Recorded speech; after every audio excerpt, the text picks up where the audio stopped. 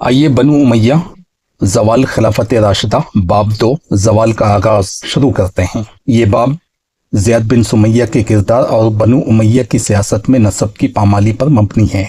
بنو امیہ زوال خلافت راشدہ باب 2 ملوکیت کی پہلی اینٹ۔ زیاد بن سمیہ زینا کی اولاد سے درباری شہزادے تک دمشق کا کسر سفید تھا۔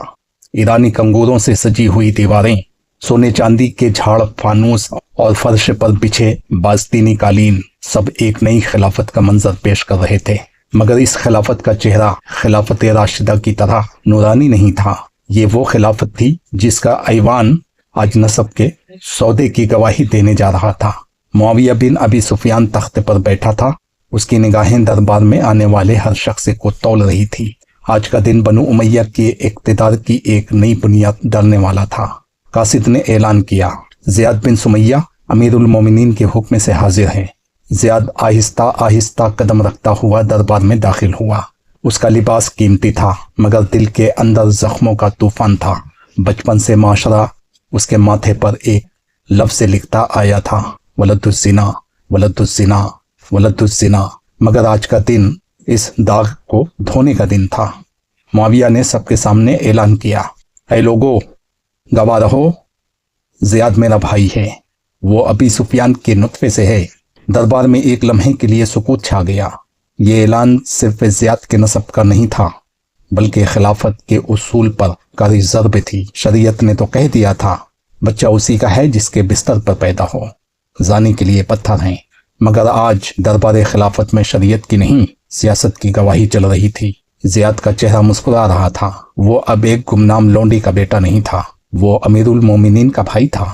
اس وقت دربار کے ایک کونے میں ام المومنین حضرت ام حبیبہ نے نقاب کے پیچھے سے دیکھا اور فرمایا، میرا بھائی وہی ہے جو میرے ماں باپ سے ہے، زنا سے نسب نہیں جڑتا۔ مگر اب دربار خلافت میں ایسی آوازیں گم ہونے لگی تھی۔ طاقت کا نشہ ہر زبان کو خاموش کرا دیتا ہے۔ کوفہ کی جامع مسجد میں خون کا پہلا فتویٰ۔ زیاد نے دمشق سے نکل کر کوفہ کا گورنر بننے کا پروانہ لیا۔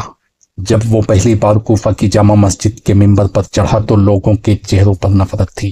جیسے ہی اس نے خطبہ شروع کیا، ایک کنکر فضا میں اڑا اور زیاد کے قدموں کے پاس آ گرا۔ پھر دوسرا، تیسرا، اور شور بلند ہوا۔ زیاد کے چہرے پر کوئی شکن نہ آئی۔ اس نے سپاہیوں کو اشارہ کیا، دروازے بند کر دو۔ مسجد کے دروازے بند کر دیے گئے۔ آج نہ قاضی کی ضرورت تھی نہ شہادت کی، آج گورنر کا حکم ہی قانون تھا۔ 30 سے زائد افراد کو مسجد کے صحن میں کھڑا کیا گیا۔ ان کے چہروں پر خوف تھا، مگر زیاد کی آواز میں سکون۔ یہی لوگ ہیں جنہوں نے میرے اوپر کنکر پھینکے؟ سپاہیوں نے حسبات میں سر ہلایا۔ ان کے ہاتھ قلم کر دو۔ شریعت کے اصول، جن کے مطابق بغیر عدالت، بغیر مقدمہ، بغیر شہادت کسی پر حد جاری نہیں ہو سکتی، آج منبر کوفہ کے سائے میں ذبح ہو رہے تھے۔ وہ دن بنو امیہ کی تاریخ کا وہ موڑ تھا جہاں ریاست کے حکمران، عدالت کے قاضی اور جلاد، تینوں منصب ایک ہی شخص کے ہاتھ میں آ گئے تھے۔ حوالہ جات: خلافت و ملوکیت، ابو العلا مودودی، سیر اعلام النبلہ، امام ذہبی۔ اگلا باب بصر بن ابی ارطاد۔ جب معصوم بچوں کے گلے کاٹ کر اقتدار کو مضبوط کیا گیا، خون کے وہ دھبے جو تاریخ کبھی دھو نہ سکی۔